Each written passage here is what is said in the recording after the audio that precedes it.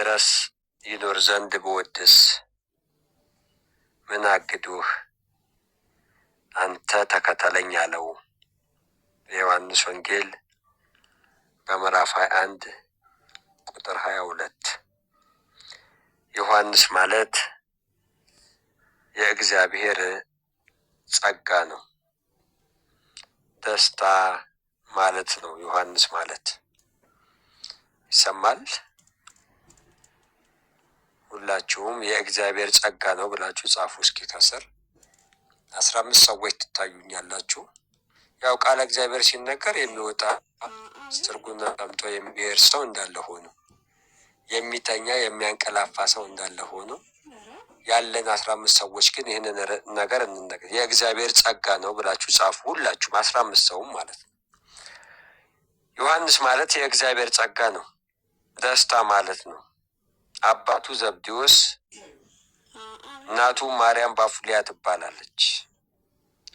ቁጥሩ ከ12ቱ ሐዋርያት የሆነ ያዕቆብ የተባለ ወንድም የነበረው ነው።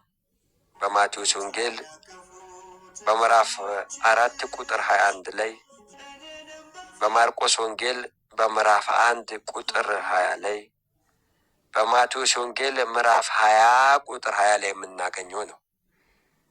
በአንድ ወቅት ጌታችን መድኃኒታችን ኢየሱስ ክርስቶስ በስጋው በተመላለሰበት ሰዓት የቅዱስ ዮሐንስ እናትና የያዕቆብ እናት የተባለች ማርያም ባፉሊያ ጌታ ሆይ በመንግስት በመጣ ጊዜ አንዱን ልጄን በቀኝ አንዱን ልጄ በግራ አድርግ ብላ የለመነች እናንተ የምትለምኑትን አታውቁም የተባለበት የነ ዮሐንስ እናት ናት። ቅዱስ ዮሐንስ አስቀድሞ ዮሐንስ መጥምቅን ደቀ መዝሙር ነበረ። በቅዱስ ዮሐንስና በመጥምቀ መለኮት በቅዱስ ዮሐንስ መሃል ልዩነት አለ። የእግዚአብሔር ቤተሰቦች ይህኛው ቅዱስ ዮሐንስ የመጥምቀ መለኮት የቅዱስ ዮሐንስ ደቀ መዝሙር የነበረ ተማሪው የነበረ ታዛዡ ተላላኪው የነበረ ነው።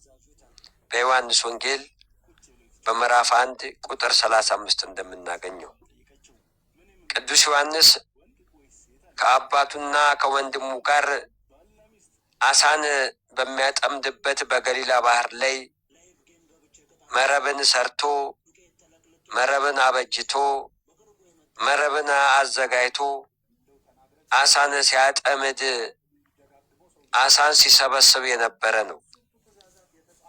ያኔ ጌታችን መድኃኒታችን ኢየሱስ ክርስቶስ ሐዋርያትን የሚጠራበት ሐዋርያትን የጠራበት የመረጠበት የሾመበት ያከበረበት ጊዜ ነበረና ቅዱስ ዮሐንስ ወንጌላዊው ወይ ደግሞ ወልደ ነጎድጓድ ፍቁረ እግዚ ቁጽረ ገጽ ታኦሎጎስ አቦ ቀለምሲስ ወንጌላዊ ቅዱስ ዮሐንስን ጌታችን መድኃኒታችን ኢየሱስ ክርስቶስ ከአሳ አጥማጅነት ከወንድሙና ከአባቱ ለይቶ የጠራ የተጠራ የተሾመ ታንኳውንና መረቡን ትቶ ጌታን ከወንድሙ ከያዕቆብ ጋር የተከተለ ነው።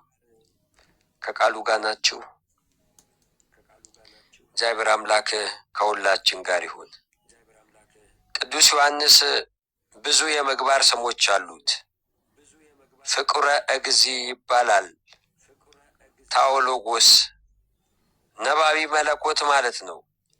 በአማርኛው ይህንን ፍቺ ስንፈታው ስለ ነገረ መለኮት የሚናገር ከአባቶቹ ከነቢያት ከወንድሞቹም ከሐዋርያት መካከል እንደ ቅዱስ ዮሐንስ ምስጢረ ሥላሴን አምልቶና አስፍቶ የተናገረ የለም። ሌላ ስሙ ቅዱስ ዮሐንስ አቡ ቀለምሲስ ይባላል። ባለ ራእይ የራእይ አባት ማለት ነው በዕብራይስጥ። ምክንያቱም ፍጥሞ በተባለ ደሴት ተቀምጦ እንዲህ ብለህ ጻፍ አለኝ፣ የእግዚአብሔር መልአክ በግልጥ ተገልጦ እንዲህ ብለህ ጻፍ አለኝ ብሎ በራእይ የተናገረ ስለሆነ አቡ ቀለምሲስ የራእይ አባት ባለ ራእይ ተብሎ የሚነገርለት ቅዱስ ዮሐንስ ወልደ ነጎድጓድ ነው። ቅዱስ ዮሐንስ ወልደ ነጎድጓድ ወንጌላዊው ቅዱስ ዮሐንስ ቁጽረ ገጽ ይባላል። የጌታችን የመድኃኒታችን የኢየሱስ ክርስቶስ ከልጥስጥራ እስከ ቀራንዮ ያደረገውን መከራ፣ ያደረገውን መንገላታት፣ የደረሰበትን ግፊያ፣ የተመታውን ጥፌ፣ በእጅራፍ የተገረፈውን ግርፋት፣ ስቃዩን፣ ሐዘኑን፣ መከራውን፣ መጠማትና መራቡን፣ መውደቅና መነሳቱን የሚያወሳ የሚናገር ስለሆነ የጌታችንን ስቃይ ካየ በኋላ ፊቱ ለ70 ዘመን ድረስ ያልተፈታ እንደዛው ተቋጥሮ ሐዘን ሞልቶ ይኖር የነበረ ስለሆነ ቁጽረ ገጽ ተብሎ ዮሐንስ ይጠራል። የጌታችን ሐዘን እስከ መጨረሻው በቀራንዮ ኮረብታ ስር እስከነበረው እስከ መስቀሉ ከመስቀሉ ስር ከእናቱ ከእናታችን ከቅድስተ ከቅዱሳን ድንግል ማርያም ያልተለየ ወልደ ነጎድጓድ ቅዱስ ዮሐንስ፣ ወንጌላዊው ቅዱስ ዮሐንስ፣ ፍቁረ እግዚ ቅዱስ ዮሐንስ፣ ቁጽረ ገጽ ቅዱስ ዮሐንስ፣ ታኦሎጎሳቡ ቀለምሲስ ቅዱስ ዮሐንስ ነው። ስለዚህ ቁጽረ ገጽ ተባለ። ለ70 ዘመን ያህል ፊቱ ሳይፈታ፣ ለ70 ዘመን ያህል ፊቱ የክርስቶስን ሐዘን፣ የክርስቶስን መከራ፣ የክርስቶስን ስቃይ፣ የክርስቶስን መንገላታት፣ መራብ፣ መጠማት ሲያወሳ የኖረ ስለሆነ ቁጥረ ገጽ ብለን እንጠራዋለን። ከመስቀሉ ስር ያልተለየ ብቸኛው ሐዋርያ ቅዱስ ዮሐንስ ነው። እመቤታችን በአደራ የተቀበለ በእንደ ቤት ልጇ ሆኖ 15 ዓመት የኖረ ሐዋርያት መልአኩ ጌታችን መልኩም ገጹም ፊቱም ጌታን ይመስላል ብለው የመሰከሩለት ነው። የቅዱስ ዮሐንስ ወልደ ነጎድጓድ በረከቱና ረድኤቱ በሁላችን ላይ ነው። ከቃሉ ጋር ናችሁ? ከቃሉ ጋር ናችሁ? እስኪ ሁላችሁም ቅዱስ ዮሐንስ እያላችሁ ጻፉ። ቅዱስ ዮሐንስ፣ ቅዱስ ዮሐንስ ወልደ ነጎድጓድ እያላችሁ ጻፉ። ከቃሉ ጋር ስለመሆናችን እንወቀው። አዎ፣ ቅዱስ ዮሐንስ ወልደ ነጎድጓድ እያላችሁ ጻፉ። መልኩ የጌታን መልክ ይመስላል የተባለለት ይሁዳ ጌታን በመሳም ለአይሁድ አሳልፎ የሰጠው መልካቸው ስለሚመሳሰል ተሳስተው ዮሐንስን እንዳይዙት ብለው ሲፈሩና ይሰጉ ስለነበረ ነው። ስለዚህ ሐዋርያት ስንቱን እንናገር፣ ብዙ መከራን ተቀብለዋል። ነገር ግን እንደ ወንድሞቹ ሐዋርያት ደሙ መሶ በሰማዕትነት አይደለም ቅዱስ ዮሐንስ የሞተው። ቅዱስ ዮሐንስ በ90 ዓመቱ በዛሬዋ ቀን ጥር 4 ከነ ሥጋው ተሰወረ እንጂ። በረከቱ ይደርብን፣ ረድኤቱ ከሁላችን ጋር ይሁን። በዮሐንስ ወንጌል በምዕራፍ 1 ቁጥር 1 ላይ በመጀመሪያ ቃል ነበር፣ ቃልም በእግዚአብሔር ዘንድ ነበር፣ ቃልም እግዚአብሔር ነው ብሎ ነገረ መለኮትን ከተናገረ በኋላ ቅዱስ ዮሐንስ የማይቻልህን ነገር ጀመርክ እንዴት ይሆናል ብለው ባሉት ጊዜ በመጨረሻ ላይ ቃልም ሥጋ ሆነ ብሎ ይህ ቃልም ያነበበውን ሰው እንዴት ያስታል ብሎ ያመነ የነገረ መለኮቱን ነገር ጠንቅቆ የተረዳ ያወቀ ቅዱስ ዮሐንስ ወልደ ነጎድጓድ ነው።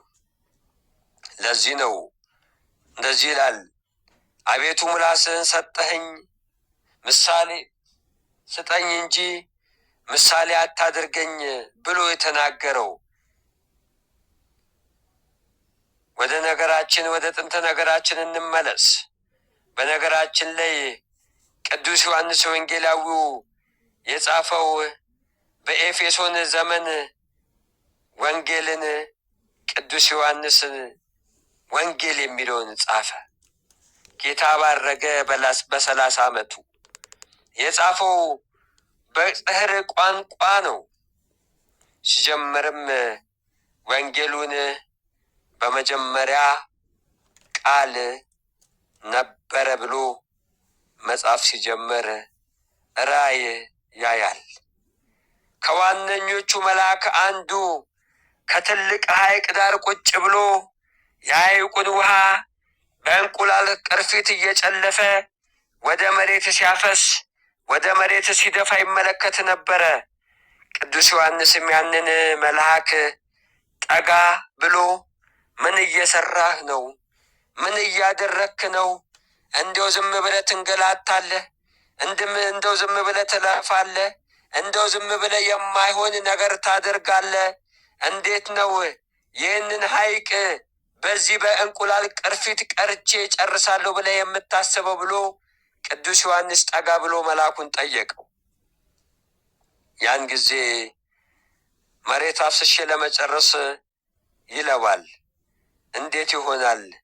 ደግሞም በእንቁላል ቅርፊት ይህን ሐይቅ አንተ ፍጡር ነህ፣ ከረጅም ዘመን ጀምሮ የተፈጠረ እጅግ በጣም በርካታ ሐይቅ ነው። እንዴት አንተ በእንቁላል ቅርፊት ሐይቁን ቀርተ ወደ መሬት አፍስሰ ትጨርሳለህ? ብሎ በጠየቀው ጊዜ የማይጨረሱትን የማይደረስበትን ረቂቅ የሆነውን ህቡ የሆነውን የመለኮት ነገር የማትመራመረው አለ። በዚህ ነው ዮሐንስ የመጀመሪያውን አቋም ያቆመው። የጀመረውም ቀጥ አደረገ። በመጀመሪያ ቃል ነበር፣ ቃልም በእግዚአብሔር ዘንድ ነበር፣ ያ ቃልም እግዚአብሔር ነው ካለ በኋላ ምን እንደሚሆን ፍጻሜውን ሊነግረው ስለፈለገ መልአኩ ምን አድርገህ ልትፈጽመው ትችላለህ ብሎ በጠየቀው ጊዜ ዝቅ አለና ቅዱስ ዮሐንስ ወልደ ነጎድጓድ ቃልም ሥጋ ሆነ፣ ጸጋንና እውነትንም ተሞልቶ በእኛ አደረ፣ አንድ ልጁም ከአባቱ ዘንድ እንዳለው ክብር የሆነውን ክብሩን አየን ብሎ ወደ ምስጢረ ሥጋዊ ገባ። ምስጢረ መለኮትን የሥላሴን አኗኗር መዘገብ ባልቻለበት ሰዓት የምስጢረ ሥጋዊን ነገር መዘገብ ጀመረ። በዮሐንስ ወንጌል በምዕራፍ 1 ቁጥር 14 ላይ እንደምናገኘው ቅዱስ ዮሐንስ ወልደ ነጎድጓድ ተብሎ ይጠራል። ቅዱስ ዮሐንስ ወልደ ነጎድጓድ አይደለም፣ ፍቁረ እግዚእ ይባላል። ቅዱስ ዮሐንስ ቁጽረ ገጽ ይባላል። ቅዱስ ዮሐንስ ታኦሎጎስ ይባላል። ቅዱስ ዮሐንስ አቡ ቀለምሲስ ይባላል። ቅዱስ ዮሐንስ ወንጌላዊ ይሆናል። ከቃሉ ጋር ናችሁ፣ ከቃሉ ጋር ናችሁ። እግዚአብሔር አምላክ ከሁላችን ጋር ይሁን። እስኪ ሁላችሁም ቅዱስ ዮሐንስ እያላችሁ ጻፉ። በድጋሚ ቅዱስ ዮሐንስ ወንድሙ ያዕቆብ የሰማርያ ሰዎች በእሳት እንዲያጠፋ ተመኝቶ ነበር። በዛ አይነት የችኩልነት ስሜታቸውን የተነሳ ጌታ በአርኔጎስ የነጎድጓድ ልጆች ብሏቸዋል በማርቆስ ወንጌል። ለዚህ ነው ወልደ ነጎድጓድ የተባለው። ፈጠናችሁ ቸኮላችሁ ሲል ለምን ቀስ አትሉም ብሎ ያዕቆብ የዮሐንስ ወንድም ይጥፉ አሁን በእሳት እንዲጠፉ ተመኝቼ ነበር ብሎ ባለው ሰዓት የችኩልነት ስሜት የተነሳው ስለሆነ በአርኔጎስ ብሎ የነጎድጓድ ልጆች ብሏቸዋል። በማርቆስ ወንጌል በምዕራፍ 3 ቁጥር 17 ላይ እናገኘዋለን። በሉቃስ ወንጌል በምዕራፍ 9 ቁጥር 54 ላይም ተመዝግቦ እናገኛለን። በምስጢረ ደቂቀ መለኮት ሲል በማርቆስ ወንጌል በምዕራፍ 3 ቁጥር 17 ላይ ተመዝግቦ እንደምናገኘው የእግዚአብሔር ቤተሰቦች ቅዱስ ዮሐንስን ስናስብ ከቅዱስ ዮሐንስ በረከቱን ረድኤቱን ለማግኘት መሆን አለበት። ለጌታ በጣም ቀራቢ ከነበሩ 3 የምስጢረ ሐዋርያት አንደኛው ቅዱስ ዮሐንስ ነው። ጴጥሮስ፣ ያዕቆብ፣ ዮሐንስ ነው። ቀዳሚ ነው ዮሐንስ። ጌታችን ምስጢረ ተአምራቱን በኢዮሮስ ቤት ምስጢረ መንግስቱን መለኮቱን በደብረ ታቦር ምስጢረ ምጽአቱን በደብረ ዘይት ምስጢረ ጸሎቱን በጌቴ ሰማኒ ሲገልጽ ሲያሳይ አብሮ የተመለከተ በመሆኑና ለጌታ በጣም ቅርብና ቀራቢ በመሆኑ በወንጌሉ ጌታ ይወደው የነበረ ደቀ መዝሙር ተብሎ ተመዝግቦ ይጠቀሳል። የጌታ ወዳጅ ፍቅረ እግዚእ ይባላል ቅዱስ ዮሐንስ። በዮሐንስ ወንጌል በምዕራፍ 13 ቁጥር 23 ላይ እናገኘዋለን። ከቃሉ ጋር ናችሁ። እግዚአብሔር አምላክ ከሁላችን ጋር ይሁን። የቃሉን ወተትና እውነት እንድንረዳ አምላክ በቸርነቱ ይርዳን። ሁላችሁም ቅዱስ ዮሐንስ እያላችሁ ጻፉ። ቅዱስ ዮሐንስ እስከ መስቀል ድረስ ከጌታችን ከመድኃኒታችን ከኢየሱስ ክርስቶስ ያልተለየ፣ ከእናቱ ከእናታችን ከድንግል ማርያም ስር ያልተለየ፣ የጌታችን የኢየሱስ ክርስቶስ የተቀበለውን መከራ በማየቱ ከዚህ ዓለም ጀምሮ እስካረፈበት ዘመን 70 ዘመን ሙሉ ፊቱን በሐዘን የተቋጠረ፣ በመከራ የተቋጠረ፣ በሐዘን የከፋው አድርጎ የኖረ ነው። ስለዚህ ቁጥረ ገጽ ሆኖ ፊቱን ሰብስቦ በጌታ መንገላታት፣ በጌታ መራብ፣ በጌታ መከፋት የኖረ ነው ቅዱስ ዮሐንስ። አዎ የመጥምቀ መለኮት የቅዱስ ዮሐንስ ደቀ መዝሙር የሆነ ቅዱስ ዮሐንስ፣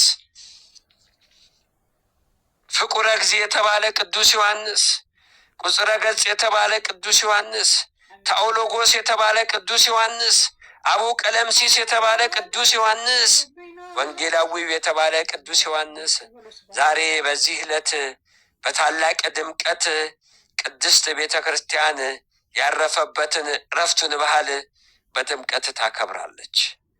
ቅዱስ ዮሐንስ ምስጢረ ሥላሴን ምስጢረ ሥጋዌን አምልቶ አስፍቶ በመጻፉም ታኦሎጎስ ተብሏል። የነባቢ መለኮት የመለኮትን ነገር የሚናገር አለ። በመጀመሪያ ቃል ነበር፣ ቃልም በእግዚአብሔር ዘንድ ነበር ብሎ የተናገረ የሥላሴን አንድነትና ሦስትነት የምስጢረ ሥጋዌን ሰው አምላክ ሆነ አምላክ ሰው ሆነ ተብሎ የተነገረው ምስጢር አስፍቶና አምልቶ የተናገረ ስለሆነ ታኦሎጎስ የመለኮትን ነገር የሚናገር ነባቢ መለኮት ብላ ቅድስት ቤተ ክርስቲያን ዮሐንስ ወልደ ነጎድጓድን ትጠራለች። ፍጥሞ በተባለ ደሴት ላይም ወደፊት የሚሆነውን ነገር በራእይ ስለተገለጸ በግሪክ ቋንቋ አቡ ቀለምሲስ ተብሎ ተረጓሚውም የራእይ አባት የሚሆነውን የሚለውን የተነገረ እግዚአብሔር አምላክህ እንዲህ ብለህ ጻፍ አለኝ ብሎ የእግዚአብሔር መልአክ ወደ ቅዱስ ዮሐንስ እንደመጣ የተነገረለት የተናገረ የተመሰከረለት የመሰከረ ቅዱስ ዮሐንስ ነው። የዮሐንስ ራእይን የተናገረ ለሰባቱ አብያተ ክርስቲያናት እንዲህ ብለህ ጻፍ አለኝ ብሎ የተናገረ ፈጥሞ በተባለ ደሴት ላይ የተቀመጠ የነበረው ራሱ ጌታችን መድኃኒታችን ኢየሱስ ክርስቶስ እንዲህ ብለህ ጻፍ አለኝ። በሰባቱ ቤተ ክርስቲያን ላላችሁ አለቃዎች እንግዲህ ምን እያደረጋችሁ እንደሆነ አውቃለሁ፣ ተጠንቀቁ፣ የቀደመው ፍቅርህን ትተሃልና ብሎ የጻፈ የገሰጸ ያስተማረ የትናንትና ማንነታችንን ተመልክተን ወደ ቅድስትና ሕይወታችን እንድንመለስ የተናገረ ቅዱስ ዮሐንስ። አዎ ከቃሉ ጋር ናችሁ። እየጨረስኩኝ ነው። ቅዱስ ዮሐንስ ወንጌላዊው ነው። ወንጌልን በመጻፍ ወንጌላዊው ተብሎ ተናገረ። በሥላሴ ስዕል ላይ ካሉት አራቱ እንስሳት ቅዱስ ዮሐንስ ንስርን ይወክላል። ንስር በእግሩ ይሽከረከራል፣ በክንፉ ይበራል። ንስር በእግሩ እንደሚሽከረከር ቅዱስ ዮሐንስም የክርስቶስን ምድራዊ ታሪኩን ጽፏል። ንስር በክንፉ መጥቆ እንደሚበር ቅዱስ ዮሐንስም ከሌሎቹ ወንጌላውያን ማለትም ከማቴዎስ፣ ከማርቆስ፣ ከሉቃስ ተለይቶ የመለኮትን ሰማያዊ አኗኗር ጽፏል። ንስር ዓይኑን ንጹሕ ነው። ሽቅብ ወጥቶ ቁልቁል ሲመለከት ቅንጣት የምታክል ሥጋ የማታመልጠው ነው። ንስር ቅዱስ ዮሐንስም ወንጌል ሲጀምር እጅግ ረቆና መጥቆ የሥላሴን አንድነትና ሦስትነት የአካላዊ ቃልን የእግዚአብሔር ወልድን በቅድምና መኖር የተናገረ የመሰከረ ቅዱስ ዮሐንስ። ስለዚህ በዮሐንስ ከአራቱ በቅዱሳት በአጋዕዝተ ዓለም በቅድስት ሥላሴ ስር ካሉ ከገጸ ላም፣ ከገጸ አንበሳ፣ ከገጸ ሰብእ፣ ከገጸ ንስር በገጸ ንስር የሚመሰል ቅዱስ ዮሐንስ። ስለዚህ ዮሐንስ ዘንስር ተብሎ ይጠራል። ከሐዋርያት መካከል ሞትን ያልቀመሰ በሕይወተ ሥጋ ወደ ሰማይ የተነጠቀ እንደ ሄኖክና እንደ ኤልያስ በብሔረ ሕያዋን የሚኖር ሐዋርያ ነው። ጌታችን ለቅዱስ ጴጥሮስ እንዲህ ብሎ እንደነገረው ዮሐንስ እኔ እስክመጣ ድረስ በሕይወት ይኖር ዘንድ በወድስ ብሎ በትምህርታችን መግቢያ የተናገርነውን በዮሐንስ ወንጌል በምዕራፍ 21 ቁጥር 20 ላይ የተናገረውን እኔ እስክመጣ ድረስ በሕይወት ይኖር ዘንድ በወድስ ምን እንዲሆን ብሎ እንደተናገረ ይህም ምጽአት እስኪደርስ ድረስ መኖሩን ነው። በማቴዎስ ወንጌል በምዕራፍ 16 ቁጥር 18 ላይ እንደምናነገኝ ሞትን የማይቀምስ ከማይቀምሱ ሞትን የማይቀምሱ አንዳንዶች አሉ ብሎ የተመሰከረለት የተነገረለት፣ እውነት እውነት እላችኋለሁ ከእናንተ መሃል ሞትን የማይቀምሱ አንዳንዶች አሉ ብሎ የተነገረለት ቅዱስ ዮሐንስ። ቅዱስ ዮሐንስ ያላደረገው ያልሰራው ያልመሰከረው ነገር የለ። የጌታን ፍቅር የተረዳ እስከ መጨረሻው የጸና እስከ መጨረሻው የበረታ። አዎ ከቅዱስ ዮሐንስ ረድኤትና በረከቱን ያድለን። ቅዱስ ዮሐንስ መልካም የሐዋርያቱ መሰረት የሆነ ለሐዋርያት ለወንጌላውያን ጽናት የሆነ ነገረ መለኮትን ምስጢረ ሥላሴን የተነገረ እስከ መጨረሻው የጸና እንዋት እናት ተብሎ በመስቀል ስር ድንግል ማርያም ባደራ የተሰጠችው ቅዱስ ዮሐንስ ነው። ዛሬ ባህሉን በድምቀት ቅድስት ቤተ ክርስቲያን ታስተምረናለች። ከቅዱስ ዮሐንስ ምንድን ነው የምንማረው? ጽናትን እስከ መጨረሻው፣ ስለ ወንጌል ስለ እውነተኛው ክርስቶስ መመስከርን፣ አዎ መታመንን፣ የክርስቶስ ፍቅር በልባችን ውስጥ ጸንቶ መኖርን እንመለከታለን። የቅዱስ ዮሐንስ ወንጌላዊው በረከቱ ረድኤቱ ከሁላችን ጋር ይሁን። እስከ መጣ ድረስ ይኖር ዘንድ በወድስ ምን አግዶ አንተ ተከተለኝ አለው። የዮሐንስ ወንጌል ምዕራፍ 21 ቁጥር 22። በጣም ይቅርታ ሰዓትና ጊዜ ወስጃለሁ። ያስተማረን የመከረን የገሰጸን የአባቶቻችን አምላክ የእኛም አምላክ የድንግል ማርያም ልጅ የቅዱስ ዮሐንስ አምላክ ጌታችን መድኃኒታችን ኢየሱስ ክርስቶስ የተመሰገነ ይሁን። ወስብሐት ለእግዚአብሔር። ይቆየን።